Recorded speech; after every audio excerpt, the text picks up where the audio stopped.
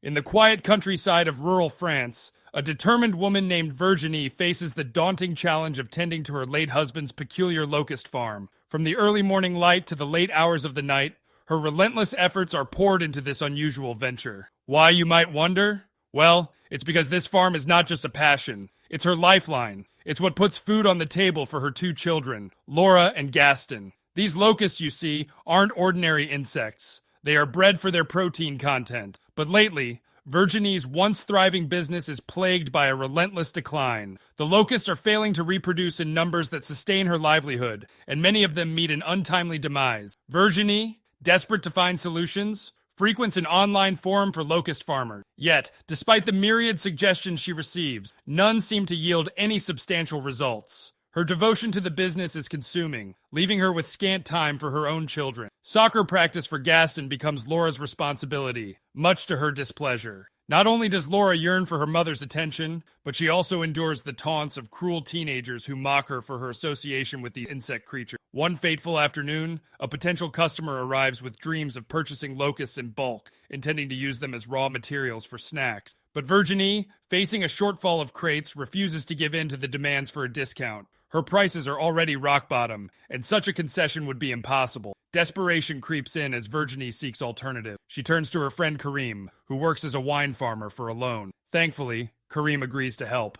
But unbeknownst to Virginie, he quietly explores the possibility of selling her products to his own network. The situation at Laura's school worsens as her classmates ridicule her family's unorthodox business. Meanwhile, Gaston experiments with his own collection of locusts, but a minor accident reveals a rather unsettling behavior in his insects. When one of his locusts lands on his injured finger and starts feeding on it, it's a strange turn of events. Virginie's pursuit of salvation leads her to the city, where she attempts to peddle her locust snacks to local grocery stores. But in doing so, she stumbles upon the person responsible for the hurtful video. Laura confronts him, leading to a physical altercation that Virginie must intervene to stop. Back home, tensions between Virginie and Laura rise. Laura feels like an outcast, and her mother's obsession with the locusts only exacerbates the situation. Desperate to mend their relationship, Virginie receives a tempting offer from a client. She contemplates selling everything to start anew and escape the clutches of the locust farm, much to Laura's delight. At school, Virginie approaches the person who tormented Laura,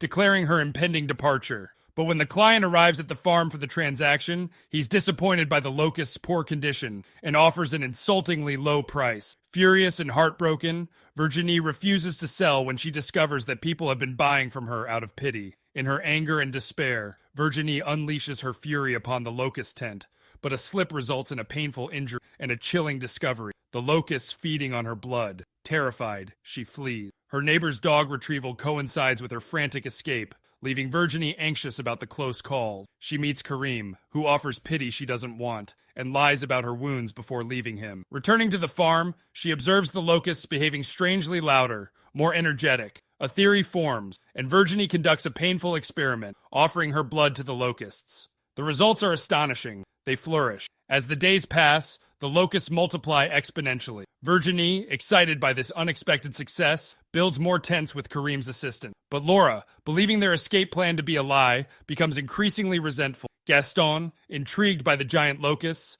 seeks answers from his mother. Virginie attributes their growth to parsley, allowing Gaston to take some for his own collection. However, Laura's frustration boils over, leading to a heated argument and accusations of deceit. In Gaston's vivarium, the new locusts cannibalize the older ones, signaling a disturbing turn of events. Virginie continues to feed the locusts with her blood, weakening herself in the process. With the business booming, Virginie seeks more blood to sustain her locusts, but her quest is thwarted when her lack of a license is discovered, resulting in a ban from the butcher shop. Undeterred, she expands her farm, even contemplating the removal of Gaston's beloved tree. Without a blood supplier, Virginie resorts to using transfusion equipment on herself, further weakening her health. Karim's visits become a source of tension as Virginie fears exposure. Desperation pushes Virginie to contact the butcher shop again, but they refuse to cooperate. She tries a cow farm but faces a waiting list she cannot afford. Yet, she continues to expand her farm, relying on increasingly risky methods to feed her growing locust population. Amidst the relentless noise of locusts,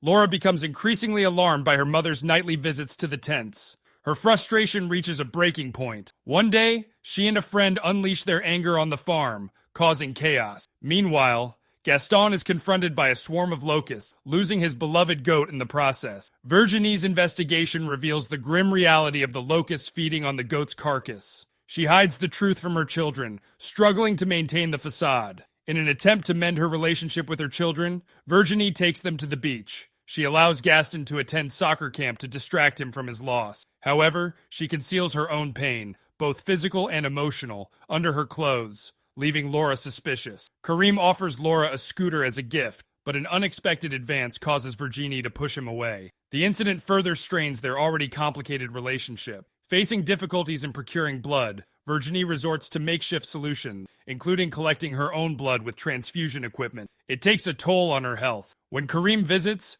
Virginie's fear of being discovered prompts her to ask him to call before coming over. As night descends upon the farm, a startling event unfolds. Virginie encounters the neighbor's wandering dog, and driven by a desperate need to sustain her thriving locust harvest, she makes a chilling decision: to feed the dog to her locusts. In her house, the locusts begin multiplying at an alarming rate, to the point where they spill out of the sink and flood Gaston's vivarium, creating a nightmare for him. The following morning, Virginie faces a daunting task. She must swiftly clean up the bloodstains left behind by the dog as more clients are expected to arrive, eager to purchase large quantities of locusts, which she can now fulfill. Later, in the dead of night, Laura embarks on a disturbing mission. She secretly slaughters a neighbor's farm animal and delivers it to the locusts for sustenance. The next day, Virginie is in such a weakened state that she cannot leave her bed. It falls upon Laura to take Gaston to his camp. When Laura returns, she makes a shocking discovery in her mother's room: piles of clothes stained with blood. Confused and concerned, Laura races to the farm,